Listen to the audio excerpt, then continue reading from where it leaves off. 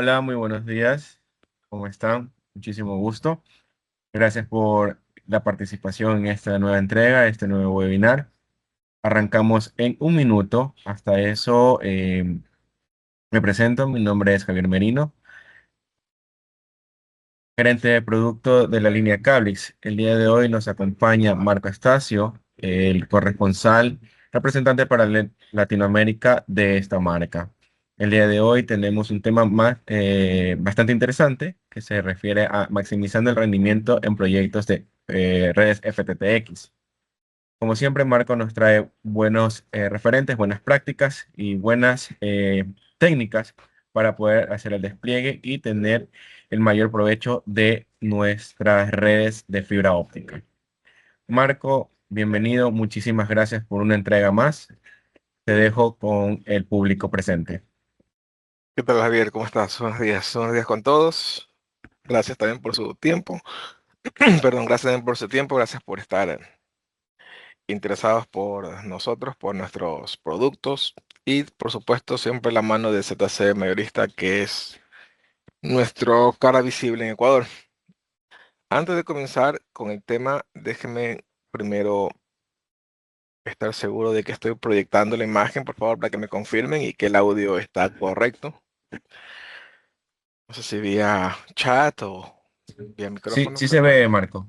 Puedes continuar. Ok, perfecto. Muchas gracias, Javier. Entonces, lo que, por si acaso hayan personas presentes, sé que estos webinars son recurrentes, cíclicos y lo estamos haciendo todo el tiempo, pero puede ser que haya alguna persona dentro de los asistentes que no sepa exactamente qué es Cablix, cómo interactuar con nosotros. Entonces, yo voy a pasar un par de minutos a explicar qué es Cablix. Antes de comenzar, somos fabricantes de productos de telecomunicaciones. Todas nuestras relaciones comerciales las hacemos vía nuestros mayoristas. Es decir, no hay forma que ustedes puedan adquirir productos de cable directamente de la fábrica. Tendrán que hacerlo por medio de un mayorista, ya sea un mayorista máster, que está en la región, o un mayorista local, y en este caso su mayorista local es ZC Mayorista. Tenemos presencia en varios países, no solo en Ecuador, en la región. Bueno, si ustedes por si acaso tengan alguna filial en un país vecino, pues pregúntenos si ahí tenemos algún mayorista que podemos ayudarlos en tiempo y en forma. Y no solamente manejamos productos en el área de fibra óptica, también tenemos otras aristas que son importantes para nosotros, como por ejemplo el área de metalmecánica, rack de telecomunicaciones, bandejas, ese tipo de productos. Y una línea de productos para cableado estructurado, ¿no? Categoría 5S y 6A, si están interesados, pues podrían preguntar sobre ello. Ahora, nuestras fábricas se encuentran en China e India, ¿no? Por situaciones básicamente de negocio, por situaciones de globalización y de dar un mejor servicio a nuestros clientes, pues podemos ofrecerle el producto de ambas localidades sin problema alguno. Va a depender obviamente de su negocio, de su perfil. Tenemos productos que van a estar dentro del rango estándar, que es así como lo llamamos, para identificar el producto que tiene vamos a decir, una compatibilidad con el mercado, ¿verdad? Que es un producto que va a estar siempre dentro de las normas de calidad de Cablix, pero que es compatible con el mercado. Sin embargo, tenemos otros productos que pueden ser fabricados con estándares premium, ¿no? Con normas premium, para ser un poco más explícito. Estas normas premium puede decir que ustedes pueden fabricar un cable que no se encuentre en el mercado, pero que es necesario para su producto. Diámetros distintos, espanes distintos, me estoy refiriendo a la longitud de los postes, por ejemplo, distinto material, en fin. Ahora, con respecto a el cable de fibra óptica, todos los componentes que están fabricados con hilos ópticos, todos nuestros hilos ópticos son comprados, nosotros los compramos a la industria japonesa, no la fabricamos, y construimos nuestras fibras con este hilo óptico de procedencia japonesa, o sea, de marca japonesa. No importa si el producto es premium o estándar, siempre va a ser de esa manera para poder asegurar el performance y rendimiento de nuestros productos a nivel de transmisión de datos, por supuesto. Y la parte de la calidad, por ejemplo, está garantizada, por decirlo de una manera, o la responsabilidad que nosotros adquirimos de mano con la responsabilidad, pero con la calidad, es que ustedes pueden ingresar a la página web de Cablix, www.cablix.com, y ahí van ustedes a llegar a la pestaña de garantía. Y en esa pestaña de garantía ustedes van a encontrar un documento muy detallado que les va a explicar paso a paso dónde se aplica cada una de nuestras garantías posibles. Si tendrán alguna, no sé, duda, observación, podrán escribirnos directamente a nosotros, vía un correo electrónico, o podrían hacerlo también vía nuestros mayoristas, ¿no? Ellos se encargan de hacer el enlace entre ustedes y nosotros. Ok, habiendo dicho esto, pues ya ahora sí ya puedo continuar con el tema que nos trae hoy, que básicamente el que estamos viendo en la pantalla, ¿no? Cómo maximizar el rendimiento de nuestros proyectos, ¿no? Utilizando, por supuesto, productos de calidad en una red FTTH. Ahora, lo primero que yo voy a decir es que una red está compuesta por tres partes, ya lo sabemos. Esas tres partes, en cada una de estas aristas hay productos que están directamente o intrínsecamente relacionados con esta sección. Entonces, en cada una de estas secciones vamos a ir analizando los componentes que interactúan con esta sección o con esta área de la infraestructura. Y de esa manera nosotros podríamos ir identificando cuál sería el producto que más se va a pegar o se va a acoger a nuestra necesidad o al perfil del ambiente de instalación que tenemos, el escenario de instalación que tenemos en un determinado proyecto. Entonces, lo primero que vamos a hacer, por donde vamos a comenzar, es por el área de la activación del cliente. Vamos a ir ahora, en este caso, de atrás hacia adelante, ¿no? Para poder llegar hasta nuestra sala de reuniones, ¿no? Hasta nuestra sala central.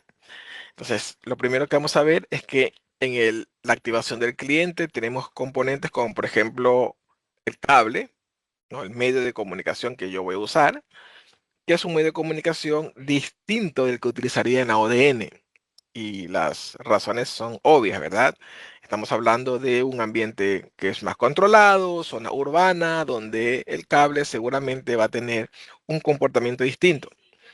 También tenemos nosotros el área perdón, conectores rápidos, por ejemplo, conectores mecánicos, fast connector, como les llaman. Y del lado de la parte interior, cuando estamos hablando ya en la parte de la oficina o la parte de la casa, pues por supuesto, en esa área tenemos componentes como una roseta, como se la llama tropicalmente, una caja de superficie, y luego dentro de la caja de superficie, pues podríamos tener algunos tipos de componentes como pigtails o el cable directamente de fibra drop, más conectores rápidos y del lado exterior, adaptadores con el patch cord. Entonces, más o menos, esta gráfica nos indica todos los componentes que están involucrados en esta instalación, en esta sección de la instalación. ¿Qué tipo de cable nosotros deberíamos utilizar? Ahora, nosotros nos damos cuenta que cuando vamos a hacer este tipo de trabajo necesitamos un cable que tenga cierta especificación, como había dicho anteriormente. Este es un cable especializado porque va a depender de lo que yo quiera hacer, voy a poderle dar una personalidad a ese cable.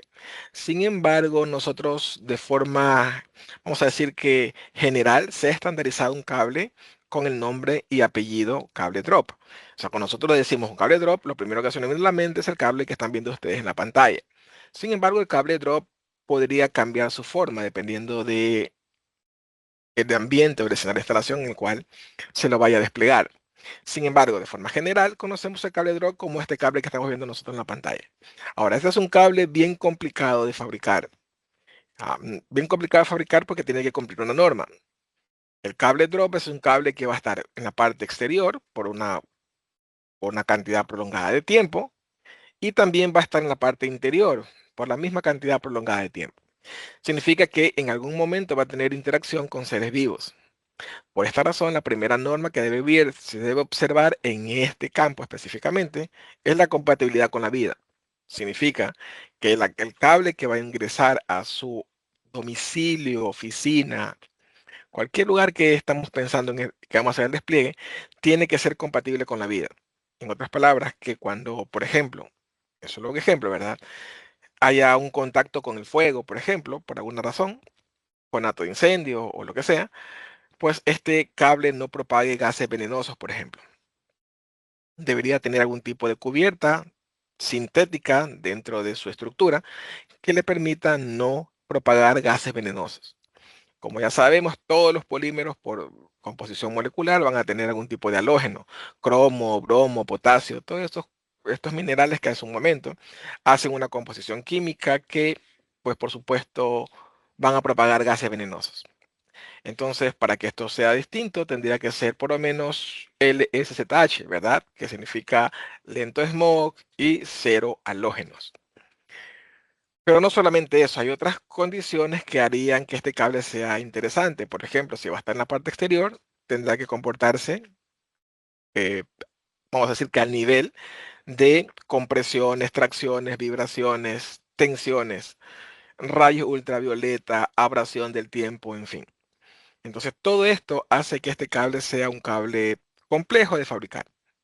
Y si a eso le agregamos todavía algo adicional que es, vamos a decir que es un cable que cuando nosotros vamos a, a hacer la operación de la red, estamos haciendo la operación en la parte administrativa, nos damos cuenta que es un cable que es despreciable. Es decir, cuando tenemos que hacer movimientos, adiciones, cambios, este cable no se repara, por ejemplo, ¿verdad? Lo que se hace es que se instala una línea nueva.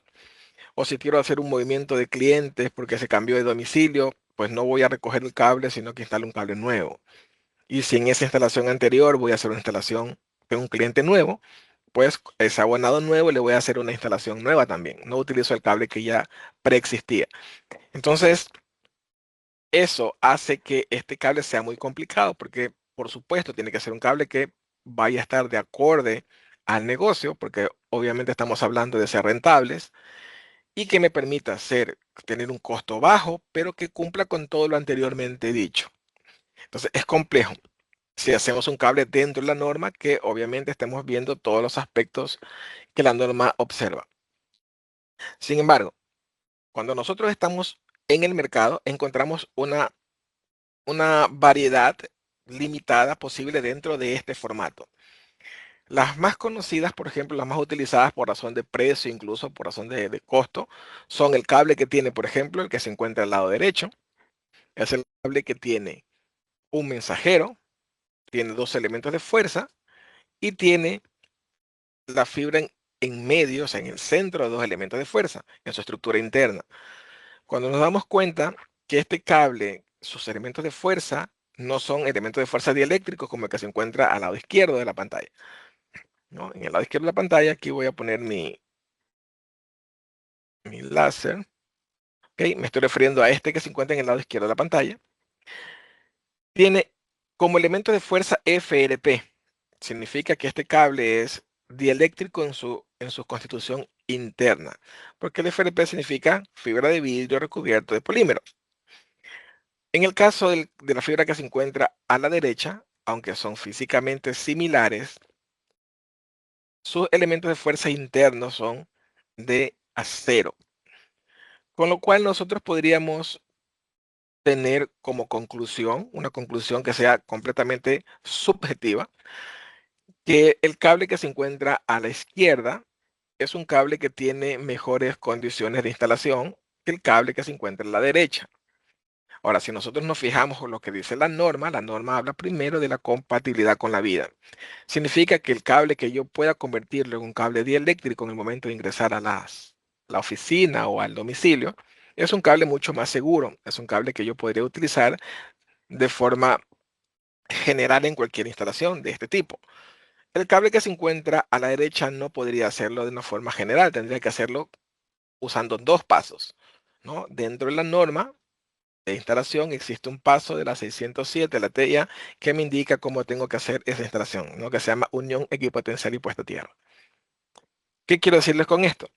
Que en el momento de que yo tomo una mala decisión, es decir, yo elijo el cable incorrecto, eso puede hacer que mi presupuesto se vaya por el tubo, o sea, que vaya a ser en realidad un problema. Porque al poner un paso adicional en la instalación, significa que yo estoy incrementando mi presupuesto de instalación. Pues tengo que unirlo equipotencialmente a tierra. Si yo pongo un cable que tenga, por ejemplo, FRP en lugar de metal en sus componentes internos, yo puedo convertirlo sin ningún problema en un cable dieléctrico. Yo puedo eliminar el mensajero desde un cierto punto, si esa es mi opción, o puedo descontinuar el mensajero. No, hay una técnica en la instalación que se llama el centímetro de la vida, que yo voy a cortar 1 centímetro del mensajero metálico, que es el que soporta la estructura entre los postes. Pero en la parte en la cual yo ya no tengo postes, no necesito yo que el mensajero esté activo. Entonces yo simplemente podría desconectarlo. Puedo quitarlo todo si quisiera desde ese punto, que no lo recomiendo porque hacer una situación un poco más compleja, pero sí podría quitarle 1 centímetro, corto 1 centímetro del mensajero en algún lugar y hago una descontinuación, o sea, quito la continuidad de ese mensajero eléctricamente hablando. De tal manera que si que hay una tormenta eléctrica y golpea un rayo, por ejemplo, o si hay un problema en un transformador y este transformador descarga en el cable, pues yo no voy a tener problemas luego con algún equipo, algún componente de los componentes activos que se encuentran en la red que sufra la descarga. Ya sabemos que la corriente eléctrica va a descargar donde haya menos impedancia. Pero si por desgracia una persona estaba pasando por ahí, cualquiera que sea, obviamente la corriente va a encontrar menos impedancia en un ser humano con un equipo y va a descargar en una persona. Va a depender de la descarga que en ese momento se genere para que sea una situación que posiblemente sea una situación fatal. Y ya no estaríamos hablando de solamente una demanda a nivel civil, sino a nivel penal, ¿verdad? Entonces, la norma protege todo eso. Lo que dice la norma es que si vas a poner un elemento que no puede ser dieléctrico de ninguna manera, no puedo convertirlo en una forma dieléctrica, como por ejemplo un cable drop con su estructura interna de fuerza metálica, tengo que agregar el 607 de la TIA. Eso es lo que la norma indica. De tal manera que cuando esto ocurra en un evento casual, pues la tierra, el sistema le dé una forma de drenar a tierra esa corriente parásita que está en el sistema. Ok, entonces al elegir un cable de ese tipo, tendría que elegir el cable que sea más acorde a mi perfil. Ya dije que todo en este momento está basado en un solo concepto, que es ser rentable. Ahora, cuando estamos hablando del cable drop como tal, el que les mostré hace un momento y está en la pantalla ahora sobre el lado derecho y en la esquina inferior derecha de la pantalla. Me estoy refiriendo a este cable, ¿verdad? El cable drop plano con mensajero, que voy a instalar en postes, por ejemplo. Ok, este cable no necesita una especificación tan detallada porque este cable está diseñado para la situación del drop. Yo como fabricante sé que ese cable tengo que diseñarlo para el drop con todas las condiciones o con todas las especificaciones antes mencionadas. ¿Qué significa esto? Que cuando yo fabrique el cable, lo voy a hacer dentro de la norma ya antes prevista. Significa que yo voy a estar en la zona urbana, donde yo me encuentro a distancias no superiores de entre postes de 50 metros. La norma eléctrica de postes indica que los postes no deberían estar más allá de 40 metros de distancia. Digo 50 porque hay excepciones. ¿Ok? Hay excepciones a las reglas, pero por norma eléctrica los postes no deberían estar más allá de 38 metros, dice la norma, pero vamos a darle 40 por las dudas. Y es lo que realmente indica la norma. Entonces, basándome en la norma, voy a fabricar el cable para decir el span especificado en este cable, aunque no lo ponga en el datasheet, en la hoja técnica, el span especificado de este cable es 50 metros. Es la realidad. Y es 50 metros simplemente porque el antecedente así lo dice. Es decir, el contexto así lo dice. Ahora, ¿cómo yo me voy a asegurar que voy a escoger el cable correcto para la instalación o el perfil de mi instalación de forma correcta? Pues yo debo conocer que también por norma, los pozos de revisión, ¿verdad? Las cajas de registro, como la llamamos, donde yo voy a poner una caja NAP, por ejemplo, si fuese soterrado, por norma me dice que deben estar a 300 metros una de la otra. Eso es norma. Significa que si yo esa norma la voy a aplicar en postes, es el mismo concepto. Una caja NAP después de otra caja NAP la voy a encontrar a 300 metros de distancia una de la otra. Así debería de ser. Entonces, si yo estoy fabricando el cable, fabrico el cable en un radio de 150 metros. Significa que si yo tengo dos circunferencias de 150 metros de radio, se van a encontrar a 300 metros de distancia, vamos a decir que unidad de medida longitudinal. Entonces, es por esa razón que este cable no se tiene que instalar a más de 150 metros, porque está diseñado para eso. Diseñado para que no se instale a más de 150 metros y span no mayor a 50 metros. 60 metros dependiendo de lo que estemos hablando, ¿no? Sabemos que el span es un poco más susceptible a dónde lo estamos viendo, ¿no? Si estamos hablando en montañas, lugares muy fríos o calientes, en fin, podría un poco cambiar esa densidad con respecto al span. Pero la realidad es que en sentido general, este cable que le estoy presentando en la pantalla no debería ser utilizado a más de 50 metros de span y 150 metros entre la caja NAP y el usuario final, para evitar problemas futuros, problemas de desgaste, problemas de la parte administrativa, ¿verdad? Me estoy refiriendo a mantenimientos correctivos para resolver un problema. Entonces, si yo me doy cuenta que mi instalación necesita algo distinto, porque yo lo sé, yo mismo he diseñado la red y sé que las cajas NAP están mucho más distantes de 150 metros entre ella y el usuario final. Entonces yo necesito saber que para eso hay opciones posibles. Esas opciones posibles no están dentro de ese formato. Están dentro de cables drop, por supuesto, pero en otro formato. Por ejemplo, estamos hablando de formatos de cables drop redondos. Los cables drop redondos van a tener aramida internamente, es decir, un elemento adicional que le va a permitir tener una tracción mayor en span mayor también, ¿no? Estoy hablando de tracción en el momento de instalación y tensión nominal en el momento en que el cable ya esté instalado. Recuerden que después de eso vamos a tener algún tipo de fenómeno climatológico incidiendo en el cable directamente, ¿no? Viento, presión atmosférica, lluvia, en lugares donde hay nieve, hielo, en fin, ¿verdad? Todos esos componentes que son exteriores y climatológicos van a estar incidiendo directamente en el cable. Entonces yo sé que eso va a ocurrir en un ambiente específico, en un escenario específico. Ustedes lo saben porque son los instaladores. Entonces, si su criterio de instalación está completo y saben que en un escenario de instalación es superior a lo que les expliqué anteriormente, deben entender que el formato del cable no es el que están pensando hacerlo.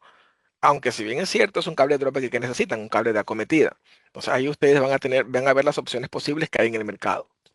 Y dentro de esas opciones posibles hay una gama interesante de opciones que ustedes podrían utilizar cable figura cero, cable redondo, un cable reforzado que puede ser como mensajero, en fin. Entonces para eso ustedes podrían notificarnos cuál es su necesidad puntual y nosotros podríamos guiarlo de la mejor manera. Ahora, en ese mismo ambiente que estamos hablando ahora, estamos hablando en la parte específicamente de la cometida del cliente, ¿no? De la entrada del cliente, la conexión del cliente, voy a necesitar conectores. Esos conectores deberían ser conectores de un solo tipo. Cuando estamos hablando de la conexión que yo voy a hacer entre el cable drop y la caja NAP, que es la caja que se encuentra en la terminación de la solución cableada, yo me voy a encontrar que dentro del mercado tengo o dentro de la tecnología, voy a tener una cantidad impresionante de interfaces posibles en conectores para fibra óptica. Yo puedo tener conectores SC y dentro de los conectores SC voy a tener variaciones, puedo tener conectores LC con sus propias variaciones también o subconjuntos, luego conectores FC, ST, en fin, ¿verdad? Podríamos numerarlos todos. ¿Significa que yo podría escoger cualquiera de ellos? Pues la respuesta es no, si estamos hablando específicamente de FTTH. Si hablamos específicamente de FTTH, la norma indica que yo tengo que escoger solo un tipo de todos los posibles. Es decir, una interfaz posible entre todas las que hay. Y esa interfaz es el conector cuadrado, el conector SC, que podría ser, dependiendo de mi necesidad y dependiendo obviamente del conocimiento que yo tenga para aprovechar todas las condiciones posibles que el medio me ofrezca, yo aprovechar eso y poder tener un mejor resultado. Entonces yo podría tener un conector azul o podría instalar un conector verde. O más técnicamente hablando, puedo tener un conector SC-APC, cuando me estoy refiriendo a un conector verde, y un conector SC-UPC si me estoy refiriendo a un conector azul. Ahora, ¿cómo yo elegir cuál de los dos? ¿Y qué es lo que la norma recomienda? La norma recomienda que utilicemos un conector APC no un conector UPC para las conexiones que van directamente en la ODN. Aún no hemos visto esa parte. Y la caja NAP es parte de la ODN, es decir, el conector mecánico que yo voy a instalar en esa caja NAP debe ser un conector APC según lo que recomienda la norma. Y la situación es bien sencilla, porque si ustedes se dan cuenta y revisan una especificación técnica dentro de la tabla de pérdidas de estos componentes, se van a dar cuenta que con respecto a la pérdida por inserción, que es la pérdida que se hace por medio de desgaste, por distancia, por malas conexiones, por suciedad incluso, esa pérdida es exactamente la misma para ambos, ambos tipos de pulitura. Cuando yo digo APC, UPC, me estoy refiriendo a cómo está pulida la punta del conector, la ferrula del conector. Ok, esa ferrula del conector, en el caso de UPC, conector azul, o APC, conector verde, la pérdida por inserción es exactamente la misma, que puede ser una tolerancia de 0.20 hasta 0.30 dB. Pero cuando vemos nosotros la pérdida por retorno, nos damos cuenta que la pérdida por retorno es mucho mejor en el conector APC. El conector APC debe tener una pérdida que vaya a estar superior a los 60 dB. Y en el caso del conector UPC, la pérdida debe ser superior a 50 dB. Ahora, debemos entender que es inversamente proporcional, ¿ok? No vamos a entrar en un detalle ahora tan profundo para explicar la diferencia entre pérdida de inserción y pérdida por retorno, pero sí debemos saber que la pérdida por retorno es inversamente proporcional a la pérdida por inserción. Entonces, cuando vemos que el número 60 es más alto que el número 50, significa que ese número 60, en este caso específicamente esta pérdida, tiene un mejor rendimiento que en el caso de la pérdida por retorno del conector de APC. Un segundito.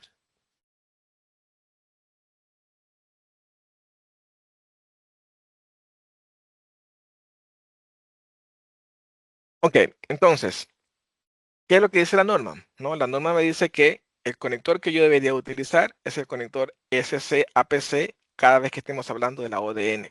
Estemos hablando de la radiodistribución óptica, donde no encuentro componentes activos. ¿Por qué razón? Porque el conector APC es mejor con respecto a la pérdida por retorno. Y la pérdida por retorno se mejora simplemente por una modificación en la estructura, o sea, en la ingeniería que se le fue dado a este conector. Si se dan cuenta, tiene un ángulo de conexión de pulitura de 8 grados.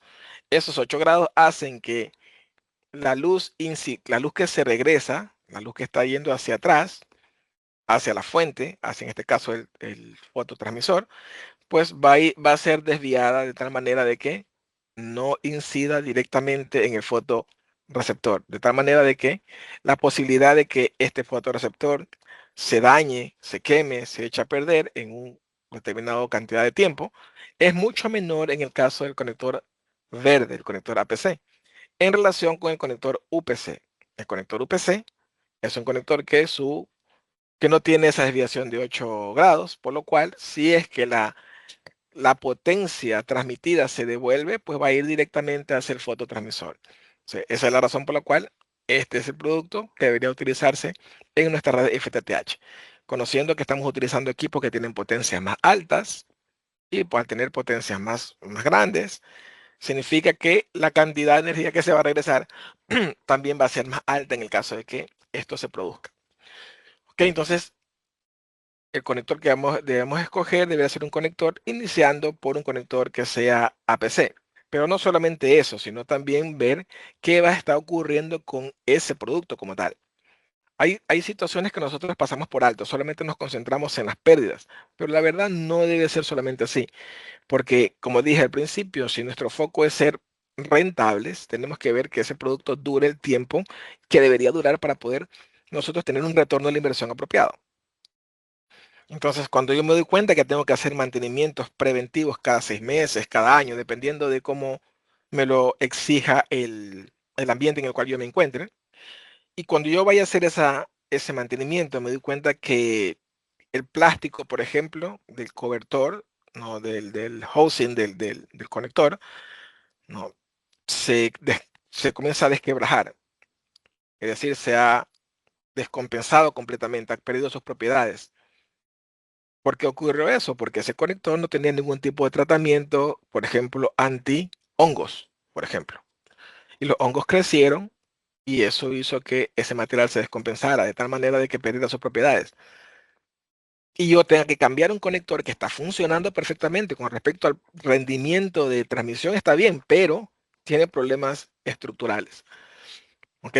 Entonces, cosas como esas son importantes de determinar, de revisar y saber si es que realmente yo estoy haciendo una buena elección al momento de comprar o elegir un producto. Ahora, hay otra cosa que es importante saber también.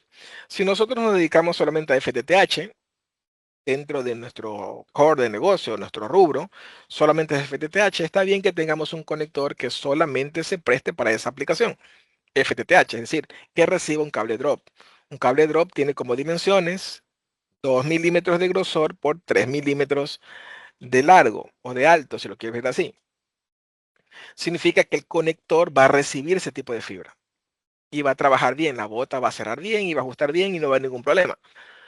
Pero si mi rubro de negocio no es solamente FTTH, yo hago enlaces punto a punto, de vez en cuando trabajo con centros de datos, hago cable estructurado, entonces ya la cosa cambia porque el medio de comunicación, la estructura que yo voy a utilizar en ese momento también va a cambiar. Yo no voy a utilizar solamente cable drop, voy a utilizar, por ejemplo, pigtails, o voy a utilizar, por ejemplo, los cables que son para Zipcore, o voy a utilizar, por ejemplo, un cable que sea un cable desnudo de una fibra X, por ejemplo, una fibra Bluetooth que tenga 250 micras de diámetro. En fin, en ese caso, me conviene a mí adquirir dentro de mi stock, dentro de mi inventario, tener conectores que tengan la particularidad de ser conectores universales, de tal manera que cuando yo le diga a mis técnicos, tomen este conector, no importa vamos a decir que el sistema que van a conectar, ese conector funcione correctamente. Y también es importante saber que los conectores deben tener la ferrula, es decir, la punta que sobresale, que es de color blanco, debe ser de circonia. Circonia básicamente está basado en cerámica. ¿Por qué tiene que ser así? Porque es un proceso mecánico. El proceso es de conexión y desconexión mecánica y se enfrentan los conectores. En el momento de que ese producto es, por ejemplo, de plástico o algún tipo de sintético, significa que ese contacto mecánico con el tiempo va a deformar la punta de la férula de ese conector. ¿Con eso qué va a ocurrir? Por supuesto que yo voy a tener algún tipo de pérdidas que no voy a poder resolver y voy a tener que cambiar el producto más rápido de lo que yo quisiera. Y con esto voy a afectar, por supuesto, al rendimiento de, de mi presupuesto, al rendimiento de mi retorno de la inversión. Lo mismo con los adaptadores, por supuesto, que son productos que realmente no hacen, el adaptador no es un producto que realmente debería tener tanta tecnología, pero debería ser lo suficiente para que cuando enfrente los conectores, estos no se estresen, sino estén golpeándose constantemente, ya sea por vibración o por movimientos involuntarios. Ahora, cuando estoy hablando de esa área, me faltaría ver todavía lo que está ocurriendo dentro de la casa, ¿verdad? Lo que ocurre dentro del domicilio, lo que ocurre dentro de la oficina. Ahí tengo yo esta cajita que la pongo sobre una pared o esta cajita que la pongo sobre una mesa. Ahora, el problema es que nosotros identificamos esta caja como un producto que cuesta centavos. Entonces, como es un producto que cuesta centavos, no le voy a poner importancia cuando realmente todos los componentes de la red deben tener su particular importancia, ya que son eslabones de la misma cadena. Y cualquier eslabón que quede suelto, que quede mal colocado, por supuesto va a hacer que colapse toda la cadena. Y en ocasiones hemos visto, por ejemplo, que tenemos un enlace que está atenuado y todo está perfecto, pero cuando llegas a la caja NAP, perdón, llegas a la caja de superficie, te das cuenta que esa caja de superficie no tenía el radio de curvatura necesario para que los componentes que están ahí dentro funcionen como deben funcionar. Y yo tengo por ahí problemas por macro, por un problema por una macro curvatura en el cable, o tengo un problema por una micro curvatura en el cable, si está aplastado, si está golpeado, como sea.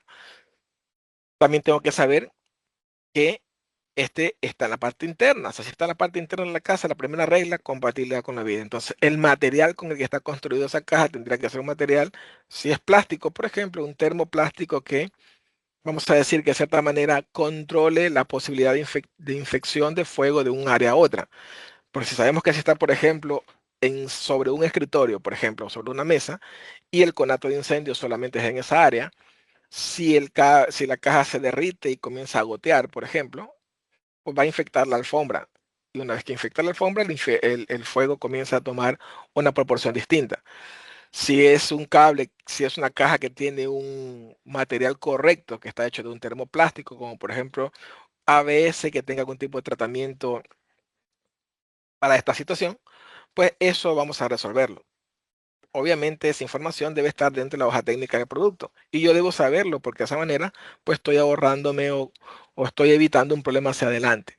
La compatibilidad que tenga con los diferentes tipos de interfaces que yo voy a poner. Obviamente en este caso la interfase va a ser simplemente SC, pero vamos a suponer que la caja sea más versátil. Significa que esta caja debería tener la opción de poder aceptar más conectores si fuese el caso, ¿no? Después poner un conector LC, un conector SC o como sea. Después de eso yo puedo decir que tengo gestión adecuada de los cables, por ejemplo, por dónde los cables van a entrar. Si los cables van a entrar de forma lateral, los cables van a entrar por la parte inferior de la caja o el anverso de la caja, o van a entrar por delante.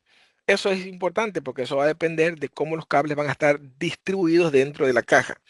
Recuerden que cuando nosotros hacemos un trabajo, luego hay que hacer mantenimientos. Esos mantenimientos deberían ser lo más, vamos a decir que tengan la menor cantidad de perturbación posible para el cliente.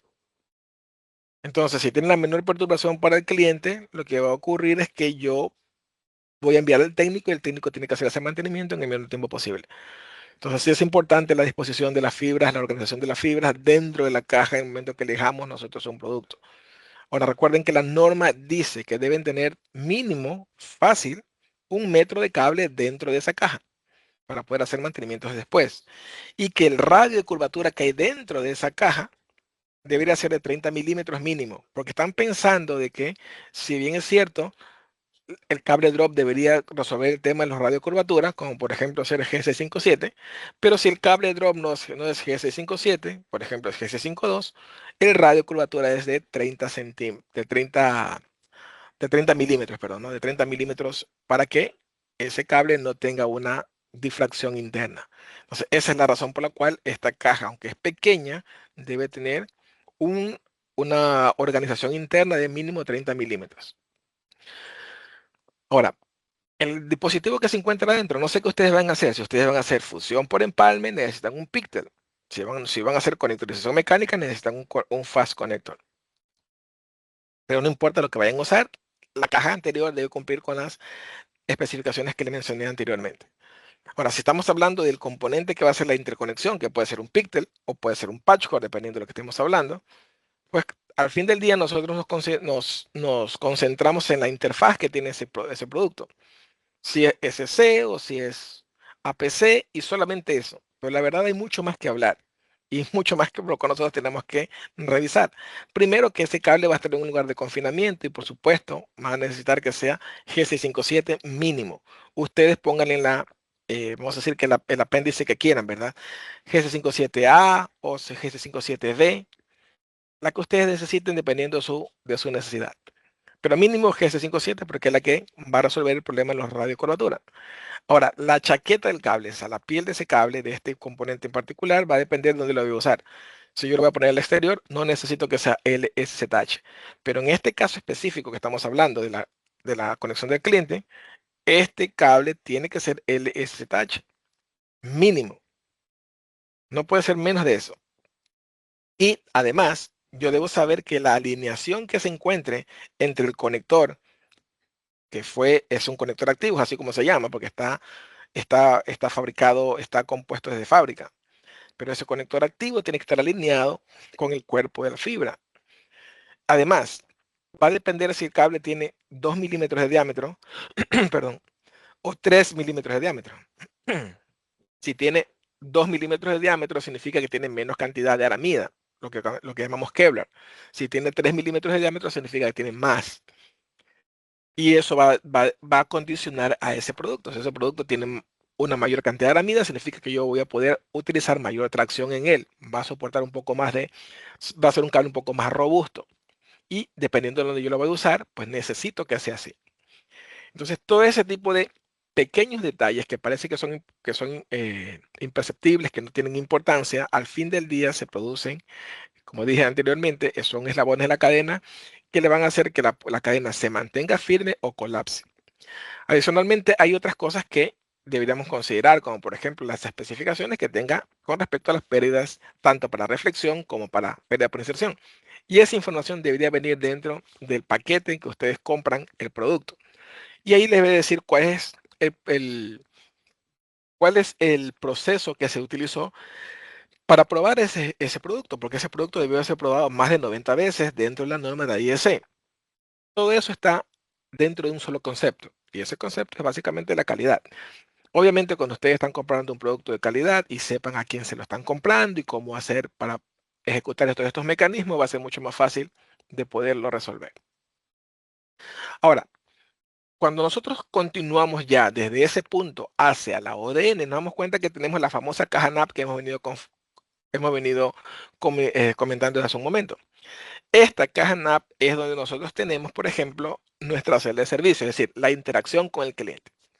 ¿Cuántos clientes se van a conectar a esa caja? Va a depender de la cantidad de puertos que la quieran poner. Y por supuesto va a depender de su índice de penetración. Ahora, esta caja, al igual que la otra caja, que se encuentra un poco más atrás, que sería la caja de distribución, ¿verdad? Que es donde en esta caja donde yo encuentro mi primer nivel de división de la red. ¿Sí? En esta caja lo que yo voy a hacer es poner un hilo de fibra que se encuentra conectado con el puerto de la ONU, de donde la ONT dentro de la central, es decir, un hilo de fibra para un puerto. Significa que yo tengo la ruta, significa que ahí van a estar concentrados todos mis clientes que van a estar administrados por ese equipo o por ese puerto de ese equipo. ¿Ok? Estas cajas, tanto la caja de, estamos hablando de la caja de distribución como la caja de terminación, tienen que ser adquiridas dependiendo de lo que yo quiera hacer con esa caja. Yo necesito tener claro qué tipo de material debe tener. Por ejemplo, si yo sé que esa caja va a estar en el exterior, yo debo ver cuál es el material que va a tener, polipropileno, ABS, cuál material es el más adecuado para esa área. Si va a estar, si va a estar sumergida, por ejemplo, cuál es el nivel de protección IP que debe tener, ¿verdad? Porque de esa manera yo voy a saber cuánto tiempo va a durar esa caja antes de que yo le haga el primer mantenimiento. ¿Cuántos puertos va a tener? No me estoy refiriendo a los puertos drop, que también es incidente, pero me estoy refiriendo a los puertos de entrada y salida de los cables, los diámetros que van a tener, de 12 milímetros hasta 18, ¿por qué razón? O solamente hasta 12 milímetros, porque la cable que va a entrar es un cable de 12 hilos, por ejemplo, y solamente voy a hacer terminación y no distribución. ¿Qué tipo de sellado debe de tener? Si va a ser sellado mecánico o si va a ser por calor, ¿verdad? Los puertos pasantes, si va a ser un cable que llamamos pass-through, ¿verdad? Que atraviesa el cable y yo lo puedo instalar de forma organizada. Al momento de instalarla, la puedo instalar de forma horizontal o vertical, dependiendo de mi necesidad. Si tiene puertos para hacer sangrado o no. Eso es fundamental. Más toda la disposición interna. Estas cajas también van a tener disposición interna, la cual ya hemos mencionado anteriormente. Son similares a lo que tenemos que ver con la caja de superficie, pero en este caso aplicado a una caja de exterior y obviamente que va a recibir cables ADSS o cable ASU o cables que sean para instalación por ducto, dependiendo de usted la vaya a instalar la caja. Entonces, significa que las bandejas de empalmes deben estar dispuestas de tal manera de que me permitan a mí hacer mantenimientos futuros sin ningún problema y que me permitan hacer a mí también conexiones hacia los usuarios, nuevos usuarios que estamos nosotros adquiriendo como hogares conectados. Está implementando a mis clientes. La gestión de la organización de los cables, recuerden que ahora yo tengo cables más grandes y tengo ya Bluetooth que van a tener que ser organizados dentro de esa caja. Entonces, todo lo que tenga que ver con el etiquetado de los cables, la disposición de los cables, debe estar bien especificado dentro de la caja. O sea, debe tener un lugar específico dentro de la caja, el cual vaya a facilitarme los mantenimientos más adelante. ¿Ok? Y por último, la instalación. ¿Qué tipo de instalación yo voy a poner? ¿Una instalación horizontal o una instalación vertical? Me estoy refiriendo si yo voy a poner una caja en línea o en poste. Bueno, si la caja va en línea, entonces va a tener esta necesidad y debe tener estas condiciones o estas especificaciones. Si la caja va en poste, debería tener estas otras especificaciones. O tal vez una combinación entre las dos, si la caja puede montarse tanto en poste como en línea. Todo eso es importante porque de esa manera yo puedo elegir el producto de forma correcta. Entonces ahí tenemos varias opciones posibles, claro, dentro de nuestro portafolio, ¿verdad? Varias opciones posibles dentro de nuestro portafolio que le van a permitir a ustedes ser un poco más versátiles al momento de escoger el producto para su elección. Ahora, dentro de esta caja, no importa si estamos hablando de la caja de terminación o de la caja de distribución, yo voy a necesitar un divisor de la red. Ese divisor de la red va a depender de cuántos puertos yo esté utilizando y también va a depender de qué tipo de caja yo voy a utilizar para saber si recibe o soporta, admite a un formato específico de splitter. Me estoy refiriendo a si es un splitter tipo cassette, un splitter tipo PLC o simplemente un splitter sin conectores. Bueno, dependiendo de mi necesidad, obviamente en las cajas NAP tienen que ser cajas que tengan splitters con conectores porque los conectores deben quedar disponibles o para que cuando queramos hacer la activación del cliente, pues estén ahí dispuestos. No así en la caja de distribución. La caja de distribución es un asunto completamente distinto porque ese splitter puede ser con conectores o sin conectores dependiendo de vamos a decir que mi cálculo óptico, ¿no? Cuánto yo quisiera resolver el problema del cálculo óptico. Pero en cualquier caso, estas dos cajas necesitan divisores. Esos divisores, ustedes los pueden encontrar en cualquiera de estos formatos. Obviamente, estos formatos tienen que ser match, ¿verdad? Tienen que ser consistentes con la estructura de la caja que van a utilizar. Ahora, cuando yo conecto las dos cajas, me estoy refiriendo a la caja de terminación y la caja de distribución. Para yo conectar esas dos cajas, yo necesito cables. Yo necesito cables. Por esto un canal de comunicación. No me estoy refiriendo cuando yo estoy haciendo esto que van a ver acá. ¿No? Ya tengo una caja aquí, que es la caja, sería en este caso mi caja de distribución. Y yo voy a unificar caja de terminación por medio de un cable, que lo conocemos como el cable de la distribución. Algunos le llaman cable de activación también a este cable, más conocido como troncal de segundo nivel. Ok, esta troncal de segundo nivel está condicionada. ¿Por qué está condicionada? Va a estar condicionada por el splitter o el divisor que se encuentre en esta caja, ¿verdad? En la caja de distribución. Entonces, cuando yo voy a escoger un cable, si voy a ir por postes, por ejemplo, yo voy a tener dos opciones posibles: los cables ADSS o los cables ASU. ¿Ok? Sin entrar en detalles de explicación que uno o el otro, yo puedo escoger cualquiera de los dos. Sin embargo, yo debo saber que el cable ASU es un cable que es de un solo tubo, un cable unitubular. Por consecuencia, solo va a poder tener hasta 12 hilos dentro de la norma. Pero, dice el dicho, ¿no? Echa la norma, echa la trampa. Yo podría conseguir fabricar por medio de un draft desde un borrador que todavía no está publicado, un cable ASU de hasta 24 hilos. ¿Ok? Es decir, hay fibra ASU de hasta 24 hilos comercialmente hablando.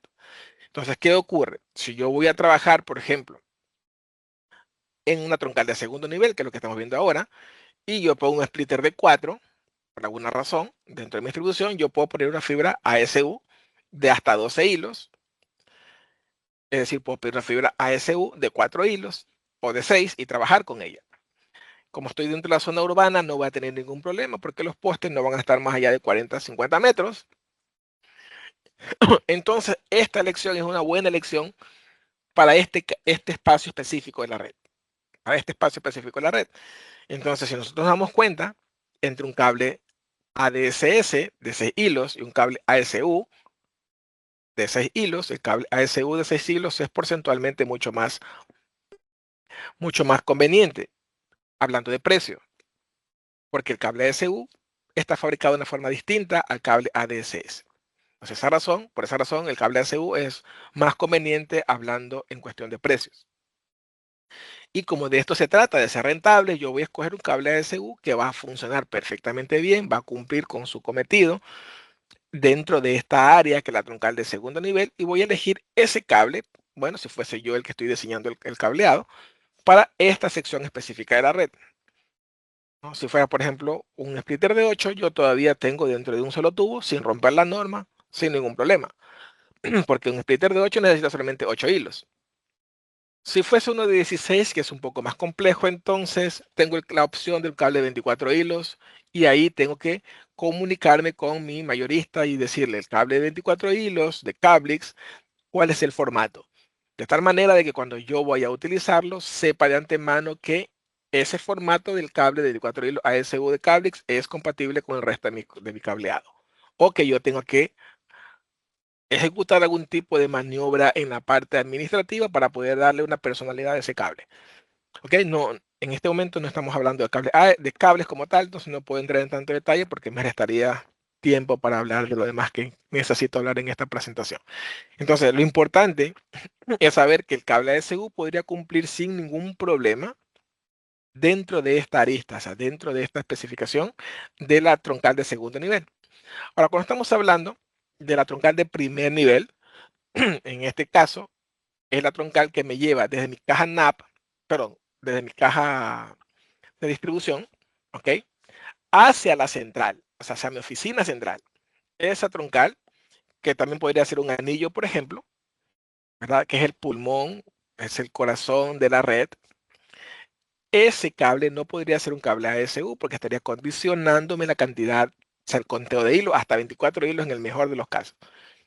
¿Ok? Pero sabemos bien, ¿verdad? Sabemos bien que en este caso, la posibilidad de que sea más de 24 hilos es muy grande, ¿no? Porque va a depender de mi proyección futura, va a depender de algunas cosas que en este momento no podemos detallar, pero ustedes saben que la troncal de primer nivel, que es la que conocemos como backbone, que va por la perimetral, que va a pasar por diferentes lugares, el span tampoco está asegurado. El span puede ser que sea mayor, de 200 metros, 300 metros, 400, dependiendo. Entonces va a depender, está condicionado a ese modelo, a ese diseño que yo voy a instalar, que yo voy a poner en este caso un canal de comunicación con un cable DSU que no es compatible con ese escenario en específico, ¿ok? Entonces lo importante es que ustedes sepan al momento de hacer su elección, elijan el cable correcto para el medio donde lo van a instalar de forma correcta. Entonces, que en este caso estamos hablando de aquí, esta sección.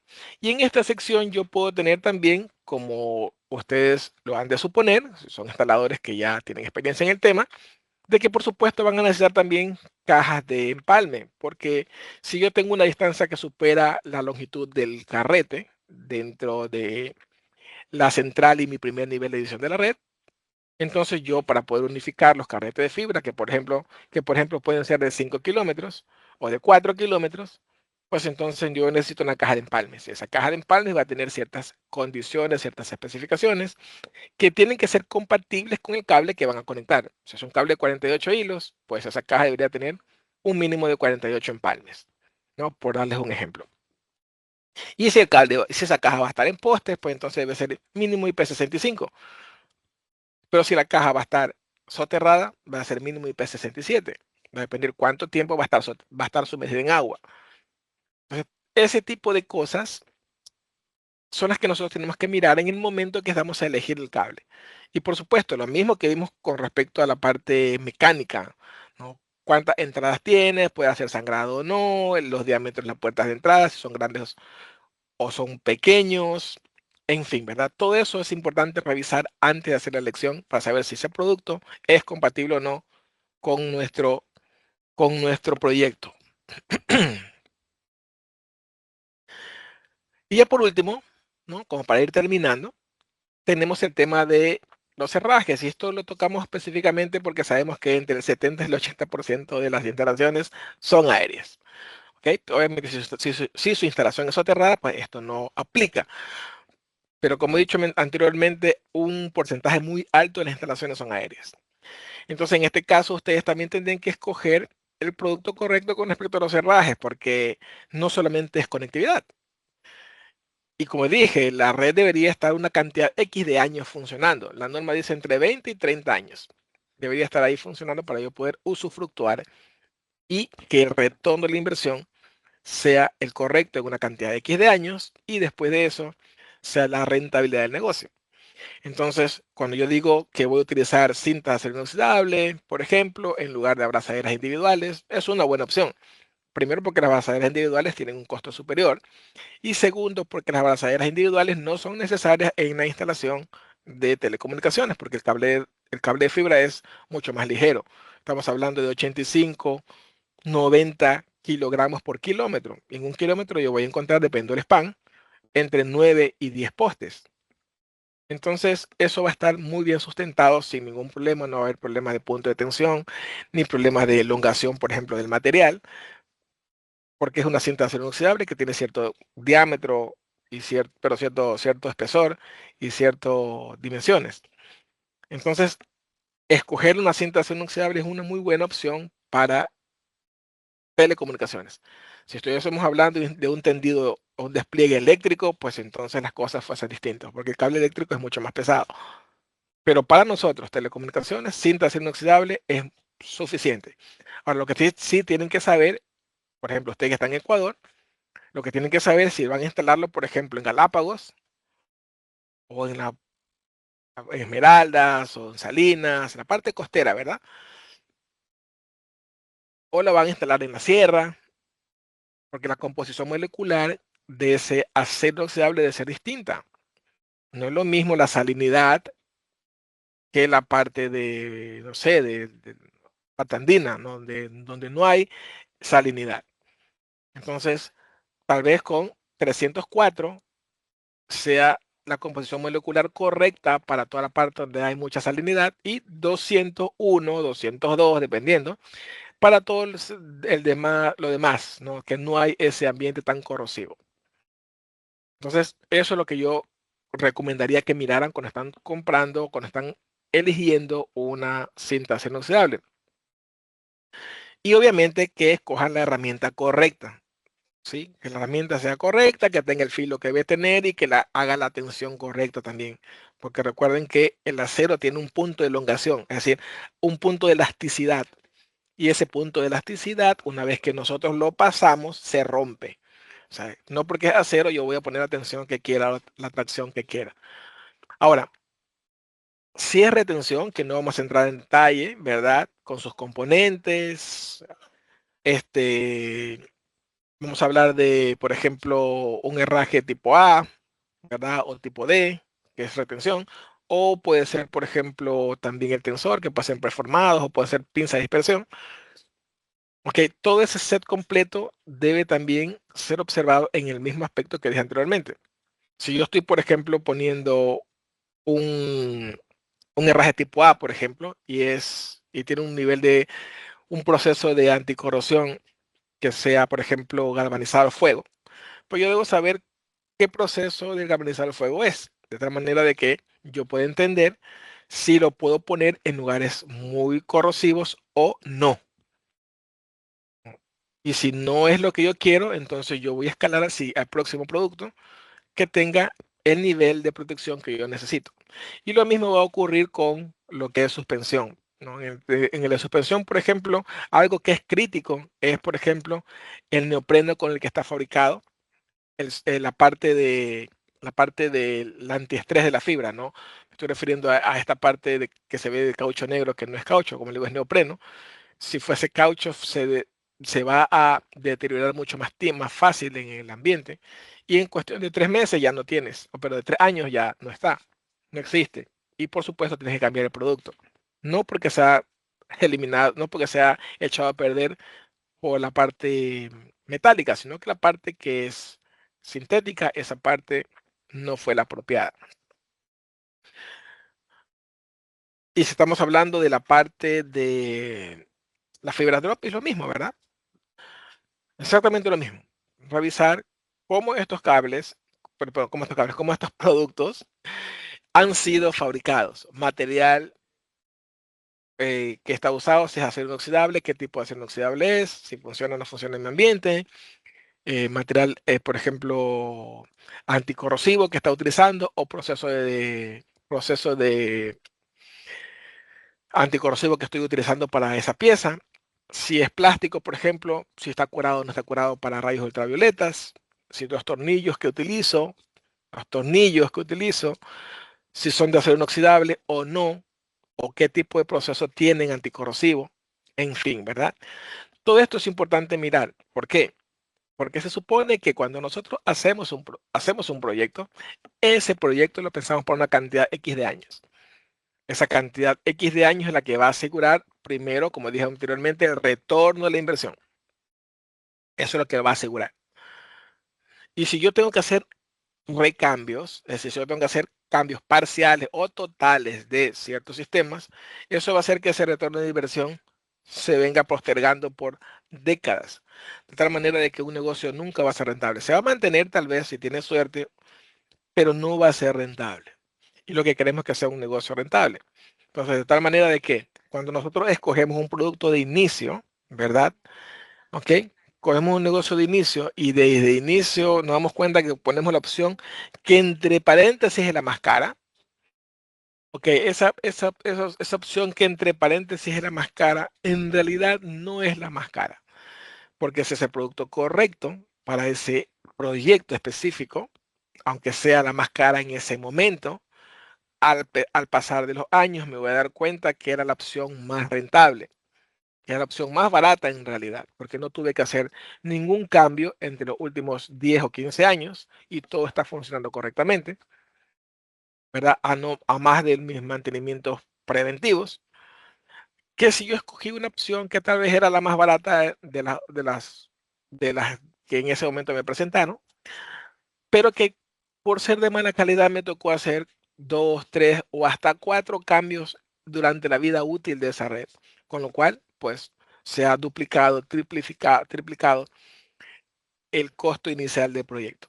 Entonces yo quería dejarle esa reflexión. Es importante, por supuesto, y es sensible el tema de los precios, el tema del costo dentro de un proyecto. Sin embargo, pienso yo que es mucho más sensible escoger el producto correcto, aunque ese producto correcto no sea el más barato del mercado. Ok, entonces si tienen preguntas, yo esperaría preguntas. Javier, no sé si están por ahí, hay preguntas. Claro, las preguntas, las personas que deseen la pueden ir escribiendo en el chat, la vamos a leer y resolviendo en estos últimos minutos del webinar.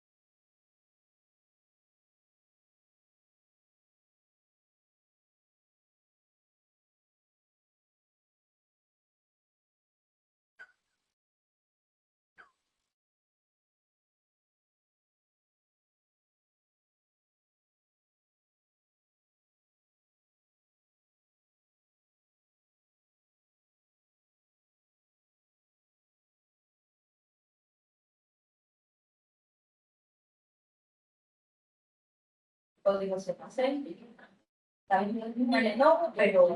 muy buenos días. La presentación va a quedar grabada y colgada en el canal de YouTube de ZC Mayoristas. Lo puedes encontrar el día de mañana y estaría subido para que lo puedas revisar por completo.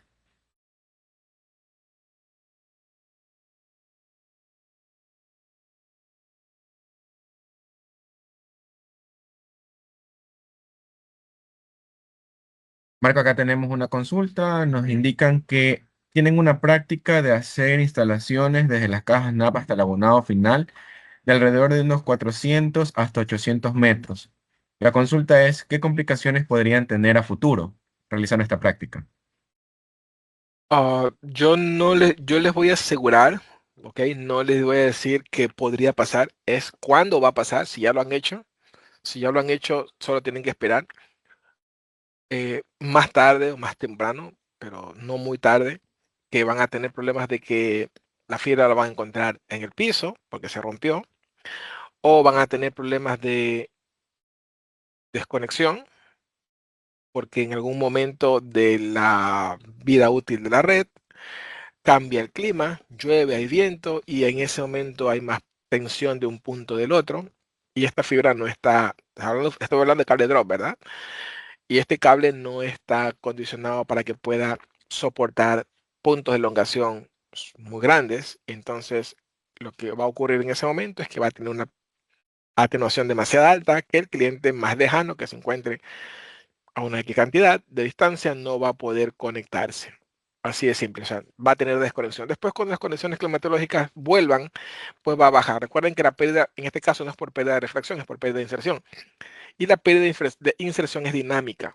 La pérdida de inserción es dinámica. La pérdida de inserción hoy día es 2, mañana es 2, 3, pasado mañana es 2 otra vez. Es dinámica, va a depender de las condiciones. Y eso es algo bien interesante, la pérdida por inserción. Pero eso va a ocurrir, no es que puede ocurrir, eso es completamente seguro que va a ocurrir, porque el cable drop plano 3x2 o 3x5, como quieran verlo, con mensajero o sin mensajero, no está diseñado para eso. Escojan otra opción.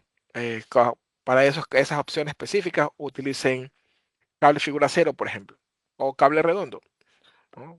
El ejemplo claro, ustedes lo pueden ver ahí en Ecuador, tal vez tengan instalaciones de Movistar, de Claro, directamente de esa compañía como usuario final, no que contraten a un tercero, sino cuando lo hacen ellos directamente, se van a dar cuenta que estas compañías instalan cable redondo, cable plano como cable drop, no instalan cable ADSS figura cero, pero figura 8, sino este cable que les indico por esa misma razón, ¿no? Para evitar este problema porque las distancias podrían superar los 150 metros y ahí pues las opciones de falla son exponenciales.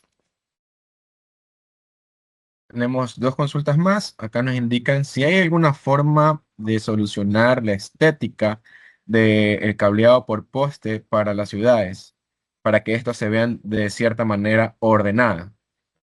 ¿Alguna técnica, alguna recomendación? Se llama costura de cables. Estamos hablando del tendido de cable, se llama costura de cables, que es lo que se hace, pero para eso eso tiene que ser una regulación es una norma que indique que cuando se instale un cable, ese cable tiene que estar amarrado, tiene que estar cosido.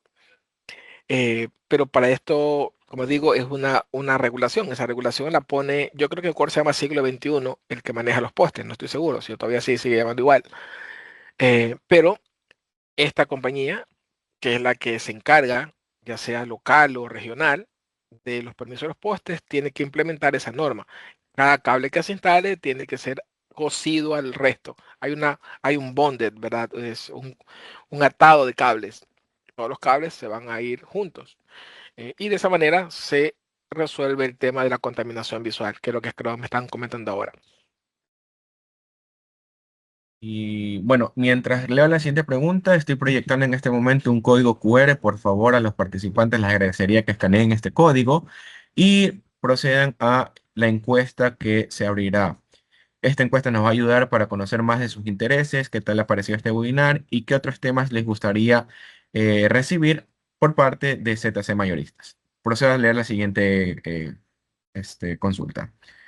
Dice, en el caso de una red XGS-PON, ¿qué tipo de conector se debería usar en las ONT? Actualmente uso conector SC-UPC y no tengo ningún inconveniente. Ok, eso es lo que les comentaba, ¿no? A nivel de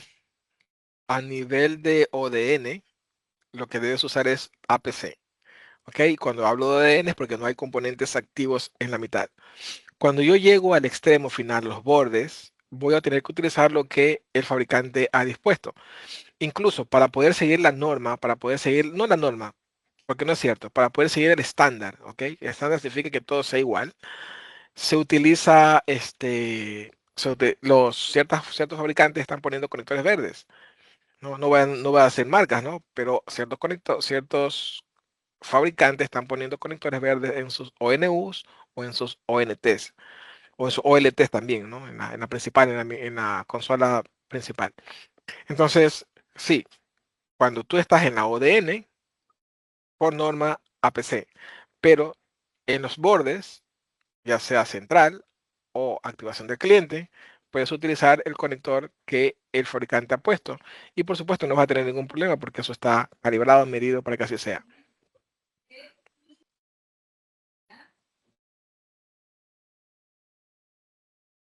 No sé si hay siguiente pregunta.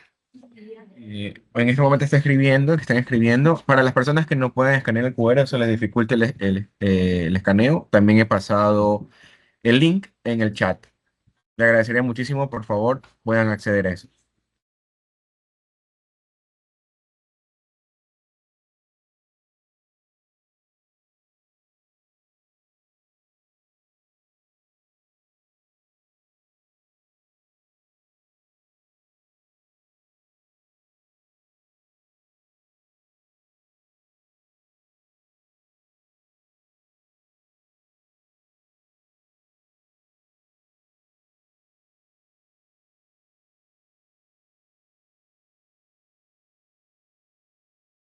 Tengo acá otra consulta y dice, ¿qué pasa si tengo mi red construida con cable drop?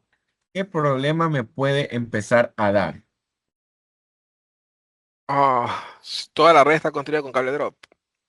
Si es lo que entiendo. Quiero entender que estamos hablando de toda la red, ¿no? Sí, toda la red. Eh, si es servicio que entregas, si es tu red, tu propia red, por ejemplo, estamos hablando de enlace entre edificios y es mi red. Entonces yo la administro y tengo 4 edificios y tengo los enlaces entre esos edificios, pues entonces es una situación distinta. Ahora, si estamos hablando de FTTH, que es servicio, prepárate para invertir una gran cantidad de dinero en mantenimientos correctivos, ¿no? Recuerda que cada vez que hay un problema, un cliente llama, tienes que mandar a la cuadrilla a resolver, porque estás cobrando por ese servicio. Y cada vez que mandes a la cuadrilla a resolver, son, no sé, ponle tu, depende de tu economía, lo que sea, ¿no? 30, 40, 50, $100, lo que sea, a resolver un problema. Si eso se repite todos los días, 3, 4, 5 veces, se acabó el negocio. Estás gastando más de lo que ganas por el servicio. Entonces, es muy peligroso. Sería muy, muy peligroso hacer eso.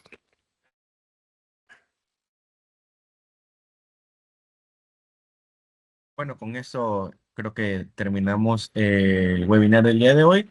Marco, te quedo muy agradecido por la presentación de hoy. Se ha aprendido mucho más, buenas prácticas como siempre, las mejores técnicas, los mejores elementos de la mano de Cablix para la construcción de redes FTTH.